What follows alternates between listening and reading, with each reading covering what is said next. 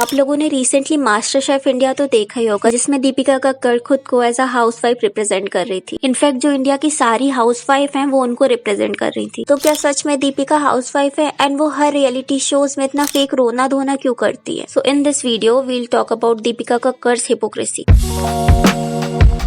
तो अगर आप लोग दीपिका कक्कड़ को नहीं जानते तो दीपिका एक यूट्यूबर है और उनके यूट्यूब में 3 मिलियन से ज्यादा सब्सक्राइबर हैं। और कलर्स टीवी में वो शो आता था ना ससुराल सिमर का, उसमें वो वर्क कर चुकी है।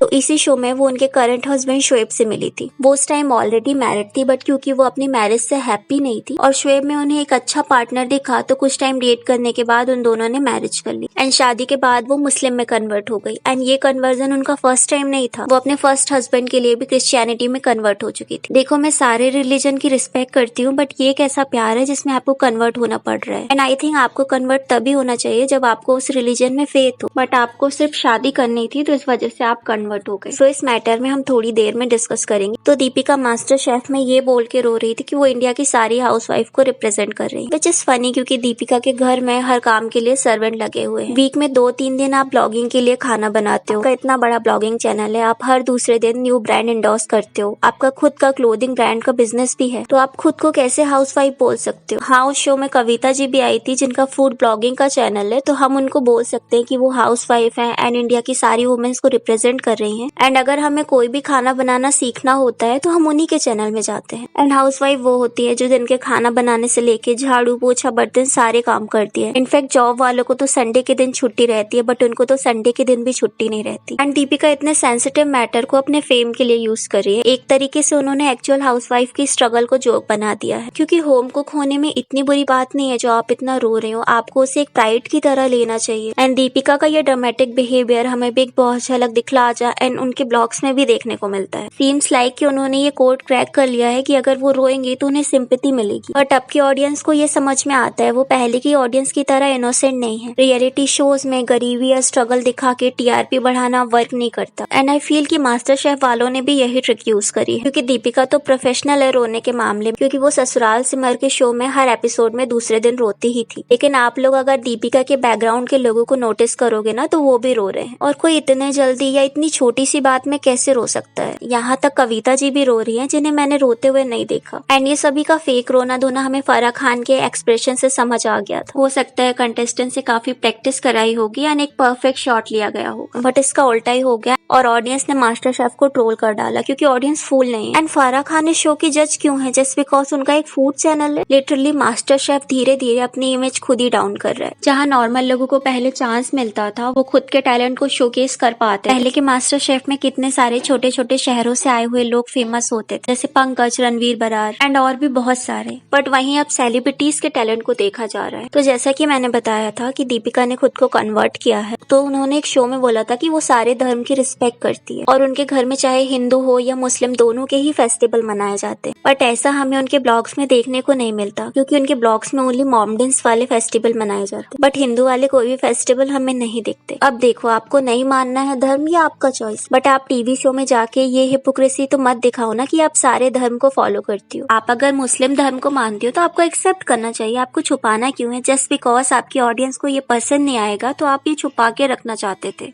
शादी के बाद नाम चेंज हो गया। देखिए, मैं आप सबके लिए दीपिका हूँ, मैं आप सबके लिए दीपिका रहूँ।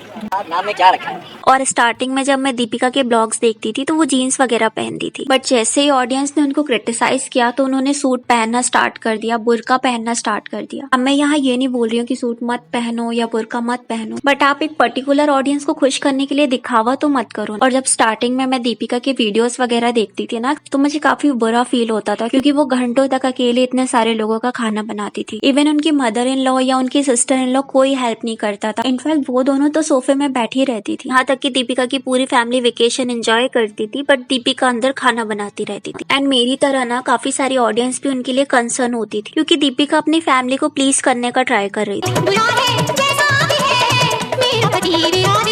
और ये उनकी सेकंड मैरिज थी, तो उनका ये कंसर्न भी था कि उनसे कोई गलती ना हो। और ये रियलिटी में भी होता है कि अगर किसी लड़की की शादी टूट जाए तो सेकंड मैरिज में उसे उतना फ्रीडम फील नहीं होता, यहाँ तक कि उसे ताने मारे जाते हैं, डर डर के रहना पड़ता है। बट बाद में मुझे पता चला कि वो ओनली ब्लॉगिंग के लिए खाना बनाती हैं। उनके पास ऑलरेडी खाना बनाने के लिए एक सर्वेंट है। नो डाउट वो करती होंगी थोड़े बहुत काम, बट हम उसे हाउसवाइफ से कंपेयर नहीं कर सकते। ऑल्सो एक बार मैंने दीपिका का एक ब्लॉग देखा था जिसमें वो मॉल से 4-5 हजार के कपड़े ले रही थी, बट रोड साइड शॉप वाले से वो 10-10 रुपए के लिए भी आर्ग्यूमेंट कर रही थी। तो दीपिका, आप रिच हो, आप मॉल से जब कपड़े अफोर्ड कर सकते हो तो आपको रोड साइड शॉप वाले से भी बार्गेनिंग नहीं करनी चाहिए, क्योंकि उन्हें कम पैसों का ही प्रॉफिट होता है। इवन एक बार जब दीपिका की सिस्टर इन लॉ की मैरिज हो रही थी तो अपनी क्रिएटिविटी दिखाने के चक्कर में उन्होंने अपनी सिस्टर इन लॉ की वेडिंग ड्रेस ही खराब कर दी। दीपिका खुद इतने अच्छे कपड़ों में रेडी हुई थी, बट उन्होंने अपनी सिस्टर इन लॉ को पूरा जोकर बना दिया था। तो टाइम टू टाइम हमें दीपिका की हिपोक्रेसी देखने को मिलती। और दीपिका का एक क्लोथिंग ब्रांड भी है जिसमें वो वुमेन्स के क्लोथ सेल करती है। एंड यू नो, उनके कपड़े खुद के डिजाइन की हुए नहीं रहते हैं, वो दूसरे ब्रांड के कपड़ों को कॉपी करती है। वो एक सिंपल से सूट को 3000 से ऊपर की रेंज में सेल करती है और लहंगा तो 25,000 के ऊपर ही रहता है। बट स्टिल उनके कपड़े कितने भी हाई प्राइस हो, उनका डिजाइन बहुत सिंपल ही रहता है। एंड काफी सारे मैंने ऐसे कमेंट्स भी देखे जिसमें ये बोला गया था कि दीपिका की क्लोथिंग ब्रांड की क्वालिटी बहुत ज्यादा खराब है, ब्रांड के नाम पे उन्हें एक सिंपल कपड़ा बेच दिया जाता है। और इसी ओवर प्राइसिंग के चक्कर में दीपिका के पहले भी 2-3 क्लोथिंग ब्रांड बंद हो गए हैं। स्टिल अभी भी उन्होंने अपना प्राइस हाई रखा है, जबकि उनकी जो ऑडियंस है वो इतने महंगे प्राइस अफोर्ड नहीं कर सकती। क्योंकि मैंने बहुत सारे ऐसे कमेंट्स देखे हैं जिनमें उनके ऑडियंस बोल रही थी कि दीपिका दी, हम आपको सपोर्ट तो करना चाहते हैं बट हम आपके क्लोथ्स नहीं ले सकते क्योंकि ये ओवर प्राइस है। तो दीपिका को ये समझना चाहिए कि वो एक सेलिब्रिटी जरूर है, बट उसे अपनी ऑडियंस के अकॉर्डिंग प्राइसिंग रखनी चाहिए। क्योंकि ऐसा नहीं होता है कि आप कुछ भी प्राइसिंग रख लोगे तो ऑडियंस उसे ले ही लेगी। क्योंकि अगर ऐसा कुछ होता तो अनुष्का शर्मा या दीपिका का ब्रांड अच्छा बिजनेस कर रहा होता। और हमने ऐसे काफी सेलिब्रिटी ब्रांड देखे हैं जो high pricing and bad quality के चक्कर में बंद हो गए। और कटरीना एंड कृति सनन भी तो एक बिग सेलिब्रिटी, बट उन्होंने ब्रांड का प्राइस एक अफोर्डेबल रेंज में रखा है। एंड दीपिका अगर ऐसे ही करती रहेगी ना तो उसका ये ब्रांड भी बंद हो जाएगा। एंड दीपिका के इसी टाइप के फेक ड्रामे की वजह से उनका कुछ टाइम से डाउनफॉल चल रहा है, क्योंकि ऑडियंस को धीरे धीरे उनकी हिपोक्रेसी समझ में आ रही है। बट स्टिल काफी सारी ऑडियंस है जो अभी भी इनोसेंट है एंड वो दीपिका की हिपोक्रेसी को समझ नहीं पा रही है। एंड दीपिका को अब ये सिंपैथी कार्ड वाला गेम बंद करना चाहिए, क्योंकि ऐसा नहीं है कि अगर वो सिंपल ब्लॉग बनाएंगे या रोना धोना नहीं करेंगी तो ऑडियंस उन्हें नहीं देखेगी। ऑफ कोर्स देखेंगे, क्योंकि अब उनकी एक जेन्युइन ऑडियंस बन गई है। बट ऐसे ही आप अगर फ्यूचर में कंटिन्यू रखने वाले हो तो आपकी वो ऑडियंस भी नहीं बचेगी। So what are your thought about today's video? Let me know in a comment. And Elvish Yadav क्यों एक यूट्यूब माफिया है, जानने के लिए इस वीडियो को क्लिक करें।